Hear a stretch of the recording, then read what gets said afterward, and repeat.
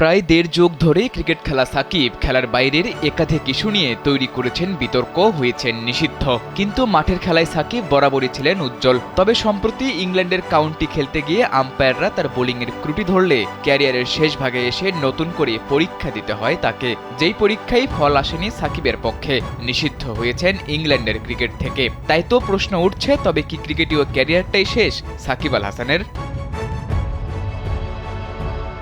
গোটা বিশ্বের কাছে সাকিব বাংলাদেশের ক্রিকেটের বড় এক বিজ্ঞাপন। কিন্তু রাজনৈতিক ইস্যুতে দেশের মাটিতে বিদায়ী টেস্ট খেলার ইচ্ছা পোষণ করলেও তা পূরণ হয়নি। সে কারণে আপাতত বাইরের দেশের বিভিন্ন ফ্র্যাঞ্চাইজি ভিত্তিক টুর্নামেন্ট খেলেই সময় পার করছেন সাবেক বিশ্বসেরা এই অলরাউন্ডার। কিন্তু ইংল্যান্ড ক্রিকেট বোর্ডের এই নিষেধাজ্ঞা অন্যান্য দেশের টুর্নামেন্টেও ফেলতে পারে প্রভাব।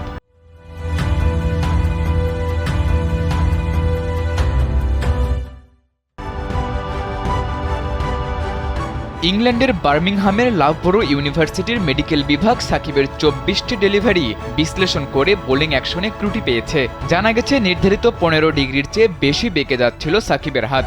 সে কারণে সাকিবের বোলিং নিষিদ্ধ করেছে দেশটির ক্রিকেট বোর্ড। সামনে কাউন্টি বা অন্য কোনো টুর্নামেন্ট খেলতে গেলে শুধু ব্যাটার হিসেবেই খেলতে পারবেন এই অলরাউন্ডার।